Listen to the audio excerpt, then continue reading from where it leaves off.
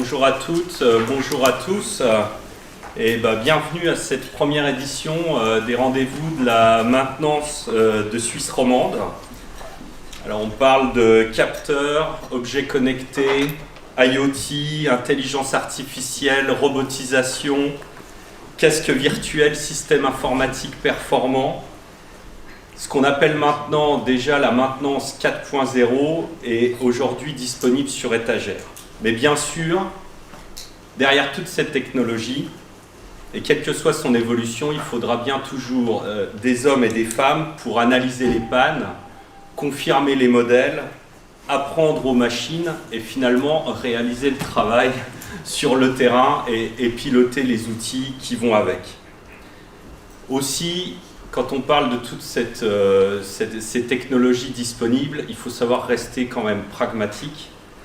Disons-le entre nous, la maintenance a souvent été, et peut-être encore maintenant, un peu le parent pauvre des investissements dans les entreprises. Beaucoup, aujourd'hui, on en parlera tout à l'heure, ont encore un peu sous-investi dans le domaine, et pour la plupart, les entreprises, et ça sera intéressant d'échanger au buffet ensemble, n'ont pas forcément la maturité prête et nécessaire pour pouvoir implémenter et utiliser toutes ces technologies disponibles. Justement, il est temps maintenant, et on s'en rend compte de plus en plus, que les entreprises comblent ce retard pris dans la digitalisation et dans l'optimisation de tous ces process de maintenance et commencent à accéder aux bénéfices et à la valeur qui en résulte. C'est justement le sujet de cette première édition et cette mini-conférence où on va échanger ensemble comment finalement on peut tirer parti de ces nouvelles technologies qui sont maintenant disponibles, quel que soit finalement son niveau de maturité, et assurer les gains et la valeur qui vont avec. Donc c'est ça qu'on vous propose ce matin, enfin ce midi plutôt, d'échanger tous ensemble. Donc je suis très heureux de vous accueillir aujourd'hui. Mon nom est Hervé Voilquin. Je suis directeur de SOA People en Suisse. Nous sommes basés à Lausanne, juste à côté d'ailleurs. Je suis venu à pied ce matin, c'était un grand plaisir. SOA People est une société européenne d'environ 800 personnes. Nous sommes spécialisés dans la performance des entreprises sur SAP. Et justement, la maintenance est au cœur de notre activité. Nous avons aujourd'hui une practice complètement dédiée à la gestion de la maintenance industrielle et des services associés, et nous aidons les entreprises, nous les conseillons dans leur roadmap, dans leur implémentation. Évidemment, nous les aidons à implémenter les systèmes et les GMAO sur SAP. Nous avons également notre propre solution que nous avons développée, qui permet de gérer la maintenance et d'aider à l'exécution sur le terrain en mobilité. Vous voyez un peu notre présence sur le chart et quelques chiffres qui correspondent à notre société. Aujourd'hui, plusieurs personnes ont accepté justement d'animer cette conférence avec moi. Donc tout d'abord, on aura le plaisir d'accueillir juste après Gaëlle Christori, qui est senior consultante POM+, Consulting, et qui représente l'association que vous connaissez certainement, FM Pro. Gaël Kalt, qui est justement assis juste à côté, qui est lui responsable de la maintenance de la société Simo, qui va présenter à la fois Simo, mais aussi son retour d'expérience sur son projet d'implémentation de GMAO, qui a démarré et qui est parti pour plusieurs mois encore, si ce n'est plus. Il est venu avec son collègue Lucas Boissard, qui est lui business analyst chez Simo, et enfin mon collègue Mohamed Merkachi, qui est là et qui est lui expert et responsable des innovations maintenance chez SOA People. Vous êtes plus de 40 inscrits, 35 présents, si j'ai bien compris. Vraiment, merci d'avoir répondu à cet appel. Très sincèrement, on ne s'attendait pas à un tel engouement, pour être vraiment très honnête, quand on a décidé de lancer cette première édition. Et ça montre bien qu'il y a un intérêt, qu'il y a vraiment une volonté de réfléchir ensemble et que c'est un sujet qui, comme je le disais en introduction, aujourd'hui arrive vraiment au cœur des réflexions dans les entreprises. Donc voilà, vous faites partie aujourd'hui de plein de secteurs et de tailles vraiment différentes. Et on a organisé le petit buffet d'accueil et surtout derrière la petite conférence qu'on va vous présenter, un buffet pour que vous puissiez justement échanger entre vous, qui est bien je dirais un des buts principaux de cette première édition, dont l'agenda est le suivant. Donc c'est Gaël qui va vous expliquer un petit peu le projet qu'il a mis en place chez Simo. On va vous présenter un peu aussi la solution, en tout cas un aperçu de la solution qu'il a mis en place. Il sera aidé avec Lucas et Mohamed qui vont vous présenter ça. Ensuite, on a prévu quelques chaises sur l'estrade pour faire une petite table ronde d'échange sur les thèmes que je viens de vous dire, de la digitalisation, maturité des entreprises, gestion du changement, de manière à réfléchir tous ensemble. Et puis, évidemment, il y aura une partie qui n'est pas là, mais on va ouvrir à l'audience, et l'idée c'est qu'on puisse échanger, poser des questions, donner vos réflexions sur les sujets dont on va parler ce matin. Et derrière, on va amener un buffet ici, et puis l'idée c'est de faire un cocktail dînatoire. On va pouvoir tous échanger ensemble, et la terrasse sera également ouverte si vous n'avez pas trop froid et si vous souhaitez prendre l'air. Juste avant de passer la parole à Gaël, je voudrais remercier Jérémy qui est ici. C'est grâce à lui que tout est bien en place.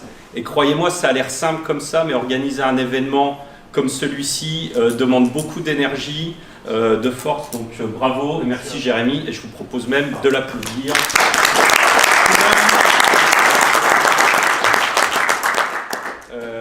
J'espère que le buffet sera bon. On a organisé avec l'association que vous connaissez certainement, FM Pro, et qui est représentée par Gaël Christori ce matin. Et donc du coup, peut-être Gaël, je voulais que tu présentes en quelques mots l'association. Et voilà. Et je vous souhaite une bonne conférence. À tout à l'heure. Donc l'association, si je monte aussi. L'association FM Pro, c'est l'association suisse du Facility Management et de la maintenance. Très rapidement, le but de l'association, c'est vraiment donc déjà d'avoir une partie formation continue avec deux formations phares, mais également de proposer des plateformes d'échange, des webinars, des échanges. Le soir aussi, sur le temps de soir, vous avez les informations sur le site internet de FM Pro, où vous avez toutes les informations que vous voulez sur les différentes thématiques. Comme toutes les associations professionnelles, le but c'est de s'améliorer ensemble et puis de développer les best practices des uns et des autres. Je passe maintenant la parole à Gaël de Simo. Bonjour à tous. Donc peut-être juste avant, moi j'ai pas de part dans la société SO, pour qu'on soit bien clair, je suis là pour faire un retour d'expérience, mais au moins comme ça c'est dit. Donc voilà, je profite déjà pour présenter la société Simo. Donc Simo, on est dans le canton du Valais, c'est Montaix, c'est le site chimique de Montaix, d'accord. Il y a 5 sociétés, j'ai notamment aussi des clients qui sont là, de Sun Chemical. Il y a BSF, Huntsman et Syngenta. Vous voyez un petit peu les produits qui sont faits sur ce site chimique, tantôt pour de l'aéro, tantôt pour la crop protection, tantôt des pigments pour aller faire on va dire, les peintures, de la partie également, peut-être vous connaissez pas vraiment chez BSF, mais les azurantiques, c'est le blanc, c'est ce qu'on met dans la lessive, d'accord. Pour vous donner un ordre à quoi sert ce genre de produit. Simo, donc la société Simo en fait est le maillon qui permet de lier un petit peu ces 4 grosses sociétés. Elles sont là pour produire. Mais il leur faut des énergies, il leur faut du traitement des déchets chimiques, il leur faut de l'infrastructure. Donc Simo est là en fait pour faire ce lien. D'accord ? Donc on a une petite vidéo de présentation de Simo, comme ça me permet d'éviter de trop parler. Est-ce que tu fais attention ? Ça joue ? Ok, merci.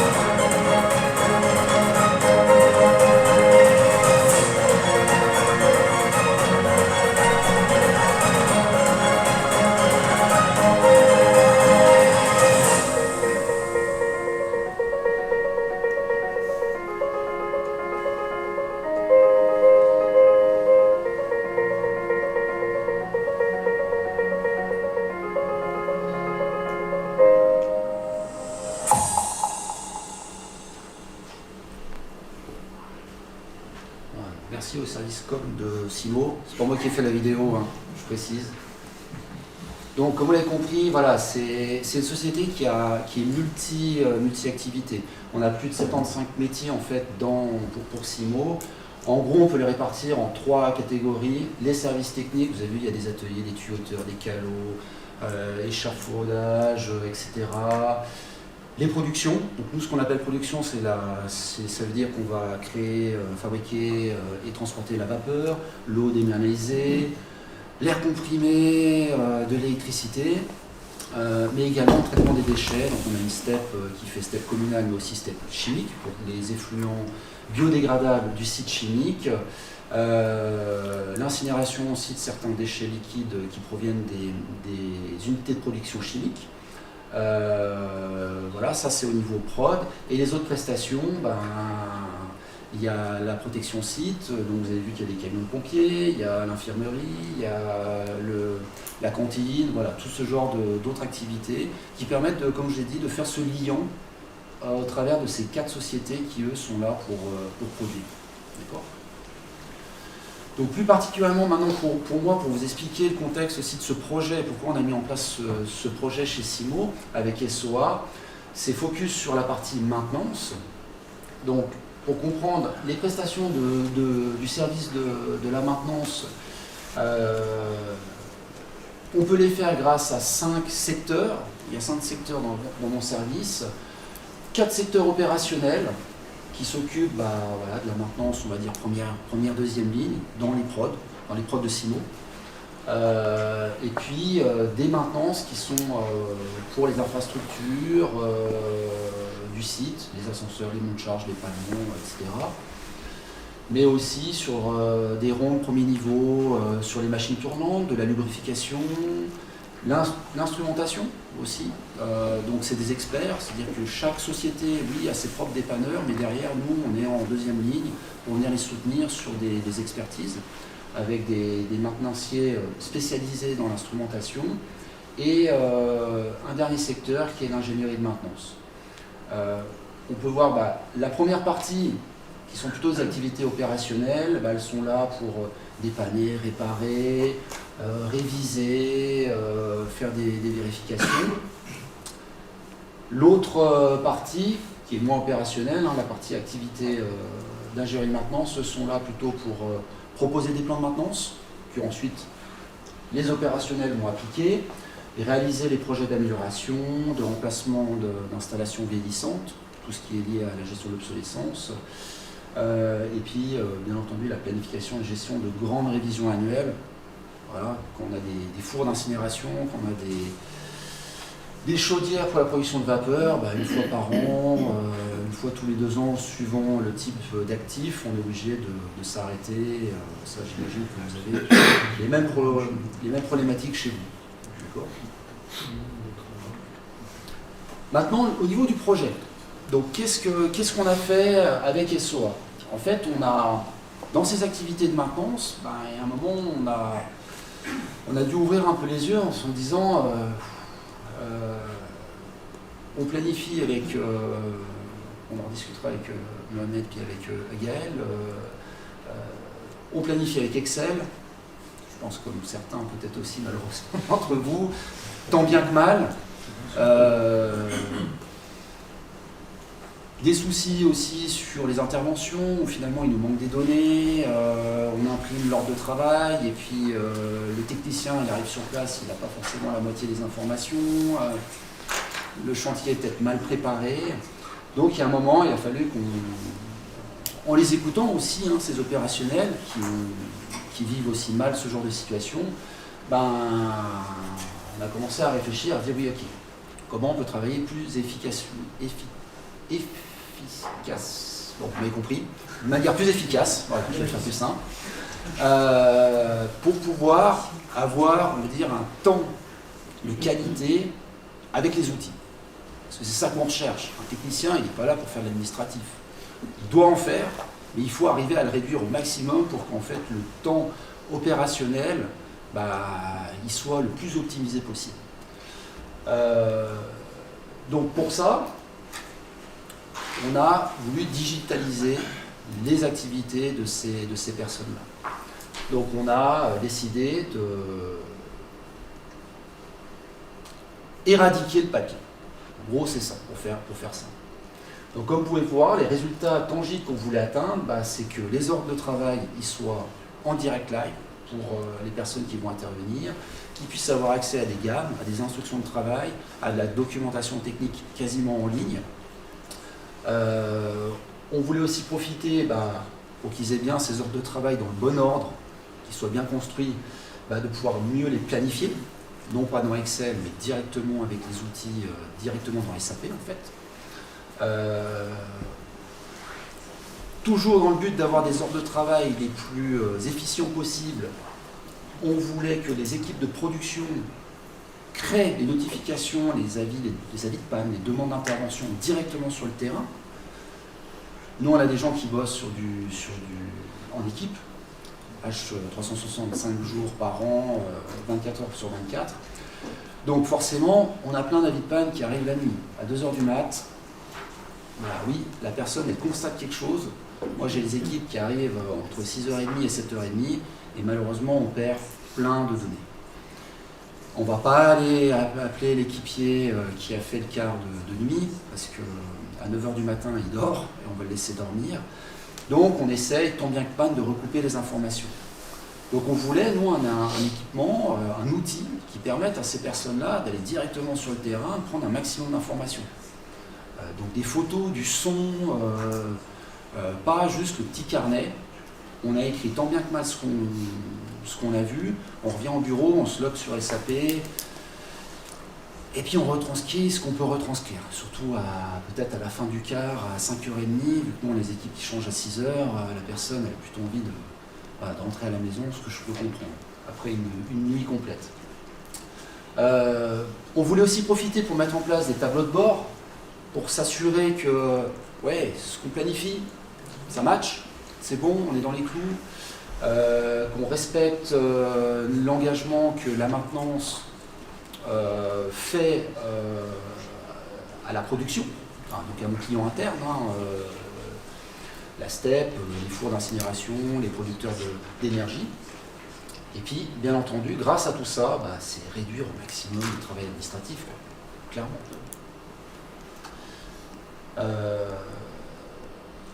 Donc vous allez voir, on va un peu vous expliquer, les résultats ne sont pas encore tous atteints, je suis encore en pleine phase de déploiement, C'est une longue aventure. Certains ont été atteints et d'autres, il y a encore un peu de travail. Mais on en commence à arriver à terme. Bon, ça, voilà.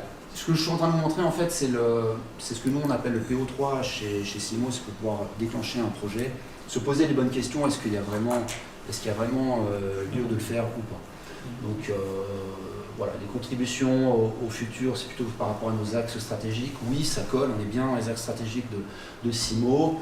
Et puis, au niveau des circonstances favorables, un point qui est important que je peux vous partager, c'était réussir à amener un outil simple et fonctionnel pour les activités opérationnelles. Ça, c'est le nerf de la guerre. Moi, la population qui travaille avec, c'est des mécaniciens, c'est des électriciens. Donc, la tablette, ouais. La clé 17, le multimètre, oui. D'accord, pour faire simple. Ils n'aiment pas cette partie-là. Donc, il fallait vraiment leur proposer quelque chose qui match, qui puisse matcher. D'accord.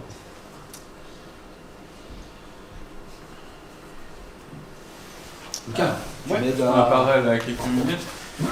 Donc, bonjour à tous, je viens donc un peu sur une partie technique, vu qu'on parle de logiciel informatique, comment on a démarré et choisi en fait la solution, qu'est-ce qui a joué, on va dire, en faveur finalement justement de la solution de soi, mais surtout les questions qu'on s'est posées en amont, parce que justement il y avait déjà, comme il l'a mentionné avant, une première application qui permettait de gérer un peu les avis, les ordres, mais qui n'était pas une solution complète avec la planification, avec des KPI, avec des choses comme ça. Du coup, en fait, qu'est-ce qu'on s'est demandé? Il y avait une première partie, on s'est dit, voilà, on veut une solution qui est mobile, donc qu'on ait une mobilité, comme il l'a dit avant, pour les équipes, afin de créer des avis, mais aussi réaliser les ordres en mobilité. Ce qu'on avait plus ou moins avec la solution d'avant, mais on cherchait aussi à pouvoir mieux prendre en charge justement les ordres de travail directement sur un mobile. Donc on a commencé sur une solution web, mais là actuellement on déploie justement les solutions mobiles qui sont plus simples, donc sur un téléphone. Parce qu'ils ont tous, en fait, on parlait de tablette avant avec notre ancienne solution, mais c'est vrai que d'avoir un téléphone dans sa poche, c'est beaucoup plus simple, parce que ça prend moins de place, il n'y a pas besoin de le prendre avec la caisse à outils ou avec les autres outils. Et puis on voulait élaborer donc des plannings d'avancement de ce qui est en cours et ce qui n'aurait pas été fait durant une semaine et pouvoir le replanifier, ce qu'on faisait avant justement sur Excel. Et donc le but aujourd'hui, c'était d'avoir une solution qui répondait à ça. Et ce qui a permis, en fait, après, je dirais plus techniquement, de choisir la solution, parce que bien sûr, on avait diverses solutions, SAP on propose aujourd'hui avec Asset Management. Il y a des solutions, est-ce qu'on extendait la solution qu'on avait avant pour pouvoir justement ajouter des notions de planification à l'intérieur, mais qui serait un développement complètement, vraiment un dev, donc on aurait fait les requirements, des développeurs auraient développé la solution. Mais du coup, qu'est-ce qui se passe le jour où on passe sur S4? Parce que je pense que c'est un sujet qui est un peu dans les différentes têtes de tout le monde. Soit on vient de le passer, soit on est en cours, soit ça va démarrer. Donc voilà. On ne voulait pas que ce soit une solution qui soit une interface. On ne voulait pas commencer à devoir gérer une base de données à part. Donc tout d'un coup, avoir quelque chose qui génère une interface, qui génère des données à part des SAP. On voulait s'appuyer vraiment sur le socle des SAP. Donc ça, c'était un critère déjà pour nous, carrément le plus important. C'est-à-dire qu'on ne voulait pas une solution à moitié faite sur SAP. Ça devait être quelque chose qui fonctionnait avec le corps. On ne voulait pas que les données soient créées hors SAP. Un peu la même logique, ça veut dire pas commencer à dire on a une base de données, on fait des tables à côté, puis ça permet de régler des problématiques. Donc ça devait avoir la philosophie et les standards SAP. On avait la question, comme je disais avant, est-ce qu'on développe, puis à ce moment-là on met des ressources pour développer une solution, mais qui existe peut-être déjà, ou plus ou moins, ou est-ce qu'on part sur un produit qu'on achète et qui va évoluer dans le futur? Donc c'était vraiment les deux approches qu'il y avait. Une fois, on avait exactement ce qu'on voulait, parce que c'est nous qui allions demander. Par contre, on va toujours ajouter des choses, on va toujours réinventer. L'autre partie, c'était de se dire, on a une solution qui marche aujourd'hui, mais qui a un produit et qui va évoluer. Et voilà, comme j'ai dit, partie mobile, planning intégré, tout dans une seule application et solution, et puis que ce soit un outil évolutif. Et c'est vrai que dans les différentes solutions finales, enfin pas solution finale, mais deux différents prestataires qu'on avait, on avait vraiment cette vision développement, on améliore ce qu'on avait fait jusqu'à maintenant, on revoit certaines choses et on le met en place, ou alors on partait sur la solution SOA, et on a préféré donc partir pour vraiment cette logique. On est vraiment sur un outil qui est basé sur du SAP, avec des données de SAP et qui est disponible aujourd'hui, j'ai envie de dire, on peut déployer la solution aujourd'hui, on a décidé de partir avec SOA et la solution Airforward. Voilà. Merci Lucas. Donc, comme je vous disais au début, voilà, on est en phase de déploiement, donc il y a encore des choses qui restent à affiner, puis je pense que on pourra le partager par rapport à certains peut-être bloquants que moi j'ai eu dans le cadre du projet avec Lucas, qu'il faut encore qu'on arrive à déverrouiller, certains encore points. Et vous voyez, la mobilité, ça y est, elle est en place, ça fonctionne, donc ça c'est une bonne chose. La prise en charge des ordres de travail, ça y est, on les a sur les Natel, donc ça c'est aussi une super nouvelle. Comme disait Lucas, la tablette, on est parti peut-être sur une fausse bonne idée au début avec la tablette. Trop gros, il faut être clair, trop gros, ça ne rentre pas dans une poche. Le Natel, de toute façon, ils l'ont tous. Ils l'ont tous, donc, parce qu'ils doivent être atteignables. Donc ça, c'est une super évolution. Et puis la phase d'élaboration des plannings et de l'ordonnancement. J'ai encore le Excel à côté parce qu'on ne sait jamais si... voilà, on fait la transition en douceur. On est obligé encore de faire la transition en douceur parce que c'est du changement conséquent. Tout avoir dans SAP, pour le moment, c'est encore dur pour eux, pour vraiment lâcher complètement le petit tableur Excel qui va bien avec la semaine 1, 2, 3, 4, 5, etc.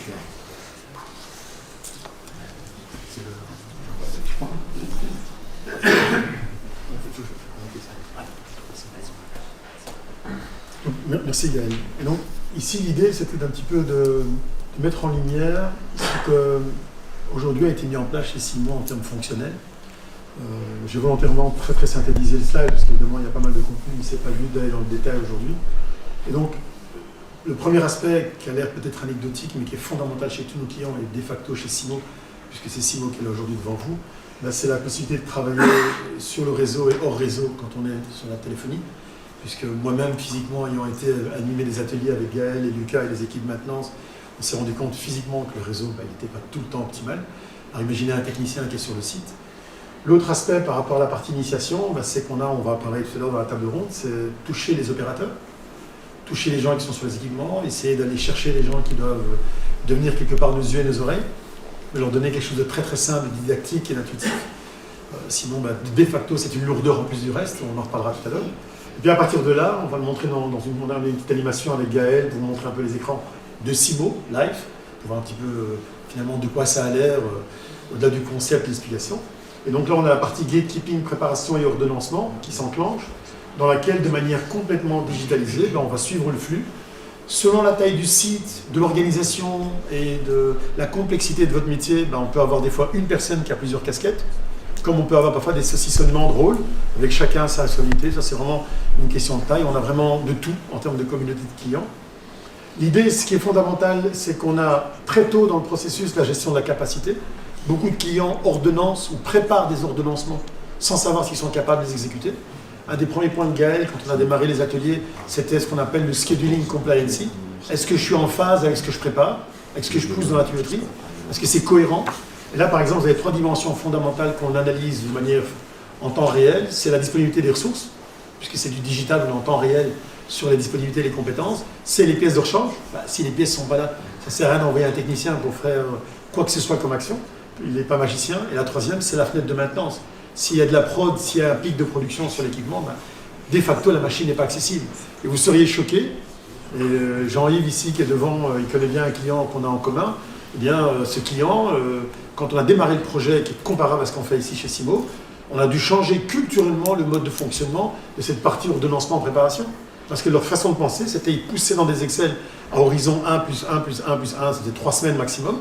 Et puis au fur et à mesure, ils corrigeaient en fait. Et c'était leur manière de travailler, leur routine quotidienne. Alors qu'ici, le système va plutôt travailler dans l'inverse. Il va très tôt vous exprimer l'impossibilité de réaliser des choses. Et là, votre rôle, c'est de rentrer dans l'arbitrage, dans cette gestion. Et puis finalement, l'exécution au travers de la mobilité. Comme vous voyez dans la flèche du bas, on a la gestion de la pièce de rechange et toute la partie stock en temps réel, réservation de pièces, accès au stock, au magasin, centralisé, décentralisé. Tout ça est dynamique et intégré. Et enfin, à la ligne du bas en orange, puisqu'on est dans un flux complètement monitoré et digital, vous allez avoir plein d'indicateurs. plein d'indicateurs de performance, de qualité, de flux, de processus. On va en parler de manière très transparente, c'est le but. CIMO représente CIMO, pas SOA. Je pense que la première phrase de Gaël était assez claire, hein, il n'a pas de part chez SOA. Mais on va vous expliquer les choses aussi en termes d'évolution et de courbe de maturité. L'outil offre beaucoup de choses, mais l'absorption de cette information et l'adoption à cette technologie prend un peu plus de temps. Et là, l'exemple de CIMO, vous allez voir qu'il a d'abord consommé de l'opérationnel avant d'aller dans de l'analyse de performance ou de qualité, ce qui est normal. D'abord, dites-moi où j'en suis avant de me projeter sur le futur, c'est tout à fait sain. Et ce flux-là est en place aujourd'hui chez CIMO avec le dernier pilier, selon nos clients. Tous nos clients n'ont pas la même culture et processus, qui est celui d'évaluation. À un certain moment, j'ai besoin de savoir si le travail qui a été fait par le technicien est bon, si la checklist, le formulaire qui a été rempli, a été bien faite, si la séquence a été respectée, si les dépassements sont justifiés. Tout ça, moi, j'ai besoin de le contrôler. Alors, évidemment, au départ, on va déjà piloter la machine. Dès qu'on commence à monter en maturité, ben, ce dernier pilier prend toute sa raison d'être. Et c'est ce pilier-là qui va devenir comme un cercle vertueux et qui va améliorer les flux, les étapes, les processus. Chose très importante, et CIMO peut en témoigner, je parle sous ton contrôle, Gaël, nous ne modifions pas les processus de nos clients. C'est pas parce que vous faites notre choix que demain, on va dire, c'est pas comme ça qu'il faut bosser. Ça, c'est pas possible. Déjà, absorber la technologie, vous allez le voir par Gaël, c'est déjà en soi un trajet. Il faut le respecter, le comprendre et en tenir compte dans un projet.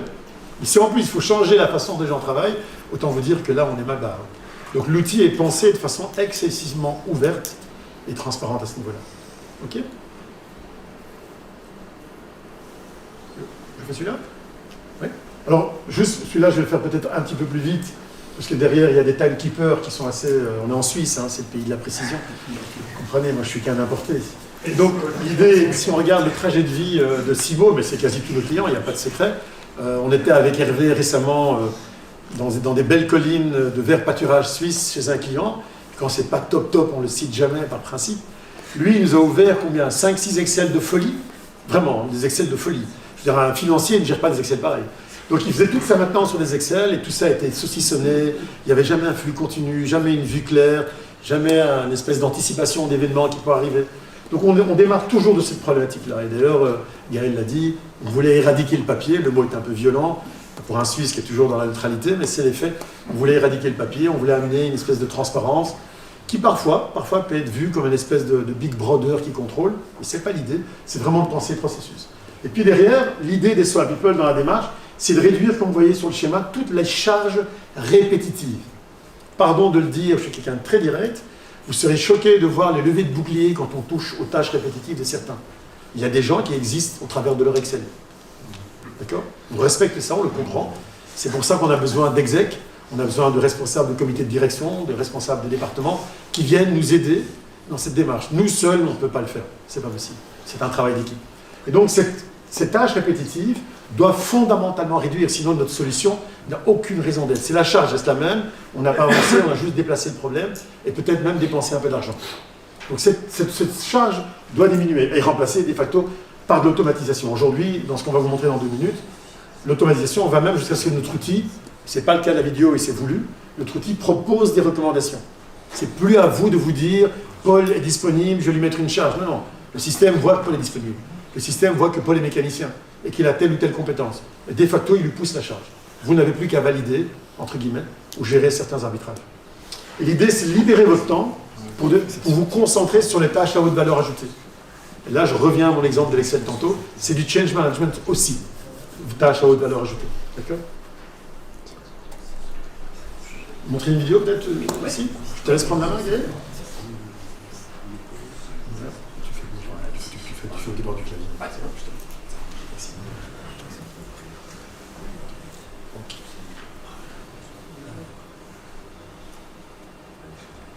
Alors, peut-être pas tout le monde connaît, hein, voilà, ça c'est le dashboard en fait donc chez moi les chefs d'équipe, mécaniciens, électriciens peuvent avoir pour essayer de s'assurer en fait que ça tout simplement. Donc, les ordres ouverts, ceux qui sont en retard, en cours, on en est au niveau de la charge. Voilà, ça c'est plein d'outils qu'on leur a mis à disposition parce que c'est clair qu'avec le fichier Excel, ça, c'est pas possible, clairement, c'est pas possible. Donc nous on était exactement comme Mohamed l'a expliqué, dans une optique nous, la maintenance, on a la disponibilité pour telle date. On va tenter d'imposer l'intervention pour telle date, en faisant fi peut-être que le matériel est disponible, que l'installation va être dispo, que la prod va arriver à nous la mettre à disposition, parce qu'il y a peut-être de la consignation, du nettoyage, de la préparation. Donc nous, on était plutôt dans un mode, on tenait le couteau par le manche pour aller voir le client. Là, grâce à ça, on commence à éradiquer le couteau. C'est-à-dire qu'on est en partenariat. On discute entre nous. Nous, on est prêt au plus tôt pour telle date. Vous, quand c'est que ça peut jouer. Et là, tout d'un coup, ça y est, ça match. Ça, c'est du vrai partenariat. Donc cet outil-là permet au chef d'équipe d'avoir cette discussion vraie en fait, avec le producteur, l'exploitant. Donc c'est un outil hyper... vous voyez, comme sur n'importe quelle application qu'on peut avoir sur les latelles, c'est hyper intuitif. On arrive à accéder directement à notre SAP. Donc là, ce que vous voyez, en fait, dès qu'on commence à cliquer, à jouer avec, on peut aller directement sur nos ordres de travail, sur nos avis, nos propres avis, et faire de la modification en live, tout simplement. Donc ça permet aussi, grâce à... Voilà, là, vous voyez, on allait directement prendre des ordres de travail dans notre database. Donc, faites fi peut-être des désignations, parce que ne veut peut-être pas dire grand-chose pour vous, pour nous, oui. Mais le chef d'équipe, en 2-2, peut même faire des corrections en direct live sur ses listings. Il n'a pas besoin d'aller faire un IW38. Voilà. Bon, j'y vais pas souvent, donc ça je leur laisse. Donc, désolé si je me trompe sur la transaction. Pour aller prendre chaque ordre l'un après l'autre. Donc ça, il peut le faire en direct live. C'est ce qui est vraiment puissant pour traiter plus rapidement de la data. Un mec, tu me coupes, tu me dis s'il y a des choses que si tu veux monter. Donc voilà la charge, donc ça c'est le nerf de la guerre. D'accord. Alors clairement, voilà, moi je suis en tant que chef, ça me plaît pas tant que ça quand je vois des graphes comme ça. Je pense que pour certains c'est peut-être aussi le cas de dire mais merde, la capacité libre, qu'est-ce qui se passe? Donc vous inquiétez pas, on est en cours de développement, il n'y a pas encore tous les ordres qui sont bien encodés, donc je leur tape pas dessus tous les jours quand je vois ce genre de diagramme. Mais on n'a pas pris toutes les données. Et en plus, on n'a pas pris toutes les données. C'est volontairement pas l'environnement de collection, donc on a fait un sample pour vous montrer les choses de live, mais les vraies données ne sont pas là. Mais c'est pour le plaisir de vous montrer les choses dans la réalité. Exactement. Donc on voit les équipes mécaniques, les équipes électriques, DEPE pour électrique, DEPM pour mécanique, et ça permet en un coup d'œil de dire ouais ok, ça passe. Parce que chose importante, ça Luca, tu l'as à moitié soufflé. Nous, on voulait quelque chose qui discute avec tous nos modules SAP. Donc nous, c'est hyper important que le module RH, en fait, il soit déjà intégré là-dedans. Les gars n'ont plus qu'un mois pour pouvoir saisir toutes leurs vacances pour 2023, c'est pas pour rien. C'est pour que là-dedans, on ait la charge réelle. Peut-être que mois de juillet, mois de juin, vous savez que c'est la période des vacances, on a effectif réduit, l'outil va tout de suite calculer ça. Et ça, c'est hyper puissant. Parce que, il y a des petits changements avec des formations, des choses comme ça, automatiquement, le calcul est fait. Et ça, c'était un des points aussi qui nous importait énormément. Ouais. T'es d'accord, Lucas? Je rajouterais aussi qu'il y avait, donc on a parlé du module RH, donc il y avait Stompy qui soit intégré, mais il y avait aussi le module CS, parce que là on parle beaucoup de maintenance, mais on utilise aussi de la maintenance, comme vous l'avez vu avant, pour les différentes personnes du site chimique. On va faire des activités de maintenance, mais qui passent par le module service de SAP. Et du coup, on avait besoin de quelque chose où on pouvait planifier autant du CS que du PM, que peut-être aussi des réseaux. Parce que tout d'un coup, les mêmes personnes, en tout cas chez Simo, vont travailler autant pour des clients que pour de la maintenance interne, que pour des projets qui sont dans des espaces. Donc c'était important de retrouver un endroit pour pas commencer à avoir deux outils différents, puis devoir se dire, cette personne, elle a 60% ici, puis elle a 30% ici, donc il lui reste 10%. Donc c'était vraiment avoir cette vision-là, puis pas devoir mettre de la BI dessus. Pour compléter sur les modules SAP, par exemple PP pour la production, pour ceux qui l'ont, si je veux voir mes fenêtres de maintenance, je dois voir si les machines sont occupées, s'il y a des productions qui sont lancées dessus. Et donc dans le Gantt, le Gantt chart d'ordonnancement, on va par exemple aller consommer de la donnée PP pour le compléter, pour que le responsable de la partie planification ordonnancement puisse voir, maintenant l'équipement n'est pas disponible. Vous allez voir dans l'exemple ici, peut-être pas complet, mais dans l'absolu, on a des zones assurées où on sait que la prod tourne. on sait que la prod est occupée sur l'équipement, donc ça ne sert absolument à rien d'aller mettre de l'ordonnancement à ce niveau-là. Pour la partie HR, ce sont des données très sensibles. Donc souvent, on travaille sur des mini-HR, de manière à ce qu'on ne touche pas aux données qui ne nous intéressent pas en fait dans le cadre de ceci, qui sont les salaires, par exemple l'absentéisme, on va par exemple juste mettre que la personne n'est pas là. On n'a pas besoin de savoir pourquoi elle n'est pas là. Sauf si vous décidez de le montrer, mais ce n'est pas pertinent. Simplement l'absence suffit déjà en soi. Donc on a ce qu'on appelle des possibilités d'aller chercher de la donnée, entre guillemets, agrégée, mais suffisant pour gérer la partie affectation de ressources. D'accord ? Parce que c'est souvent un sujet épineux, les ressources humaines, ce qui est tout à fait normal.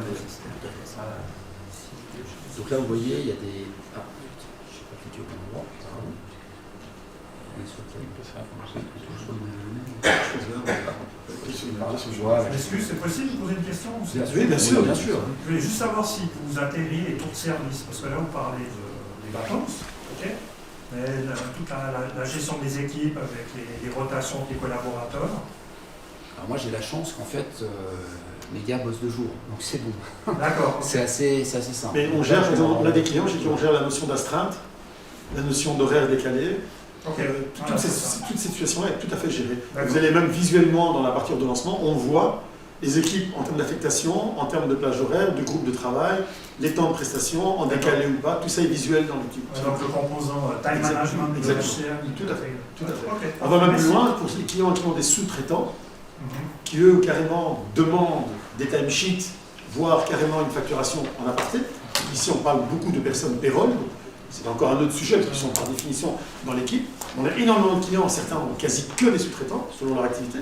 Eh bien, on va intégrer cette gestion au niveau 4 dans SAP pour avoir le flux complet digital jusqu'à la validation de la timesheet, la génération de purchase order ou de bons de commande, etc. Tout ça va être totalement digitalisé dans le flux.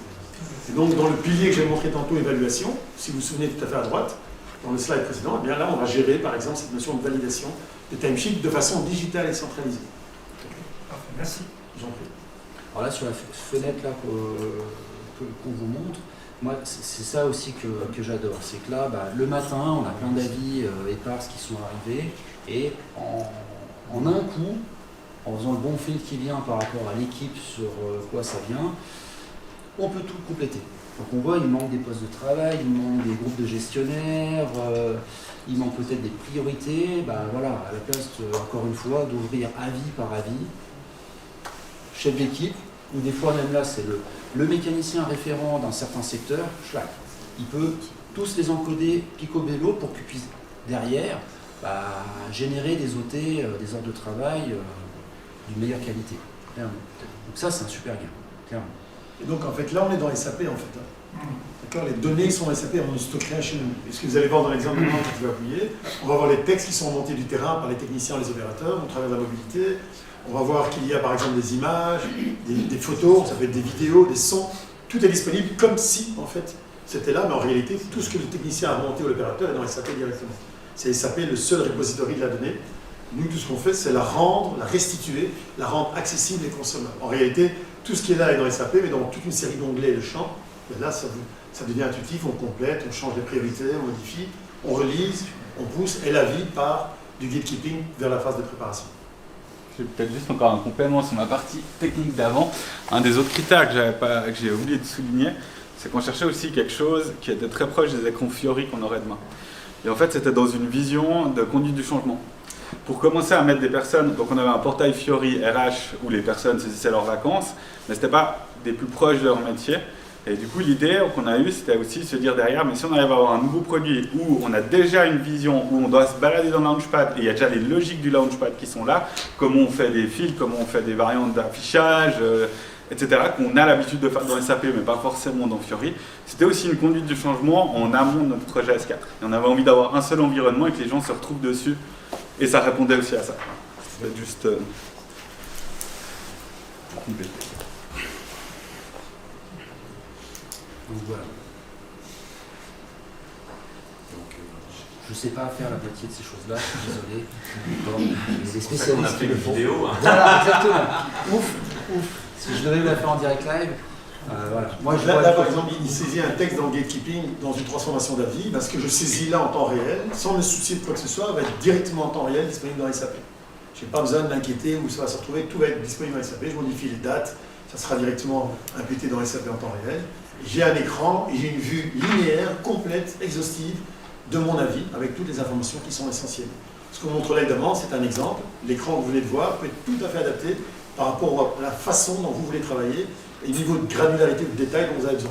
Certains vont prendre 5 champs, d'autres vont avoir besoin de 15 champs, pas de problème, tout est disponible par défaut.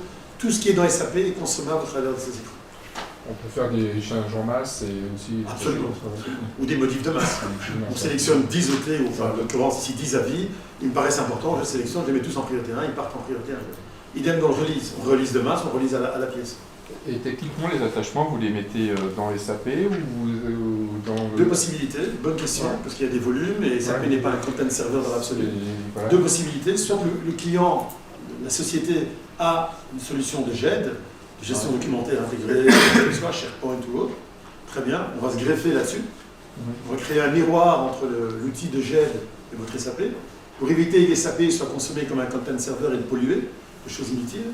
Et tous les documents vont être automatiquement stockés dans votre GED, mais la perception des utilisateurs, je dis bien la perception, c'est qu'ils sont dans SAP et consommables automatiquement au travers de la mobilité pour l'exécution. Alors qu'en réalité, rien n'est dans SAP, tout est dans la GED, mais on garde les métadatas pour faire un jeu de miroir en réalité. Du coup, en termes de volume, de charge, etc., c'est pas intéressant. Là où ça devient intéressant, c'est qu'on sait qu'à tout moment, on peut faire des analyses dans ce qui est dans SAP, puisque ça reflète bien la situation du client. Oui, je montre pas.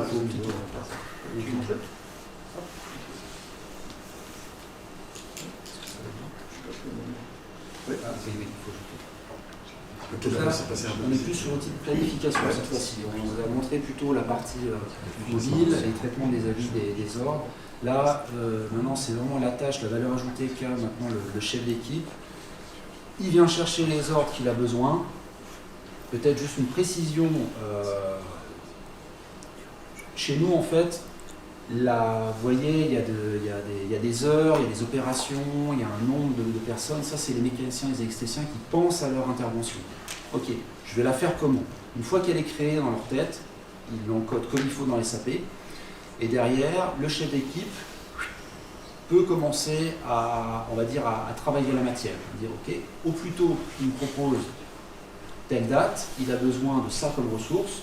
Ça y est, maintenant je le mets dans le système et je commence à jouer, je le pousse dans le ventre, comme dit Mohamed, et je commence à jouer avec la charge possible. Donc là, un exemple, il va en prendre 4, visiblement, et il va les pousser ça, c'est les voilà, dans le ventre. Voilà. Donc là, vous avez les matricules, les gens, clairement. Vous voyez qu'il y a déjà des traits un peu verts, ça veut dire qu'il y a des choses qui sont déjà, soit qui viennent du module HR, soit peut-être d'un autre système, qui dit non, ces personnes-là ne sont pas disponibles. Vous déterminez les codes couleurs, évidemment. La logique, c'est votre métier. Ici, c'est vert, mais ça pourrait être rouge, ou carré, ou violet, ou triangle, si vous voulez, par rapport à certaines implantations de couchage. Donc là, il affecte ça à un mécanicien.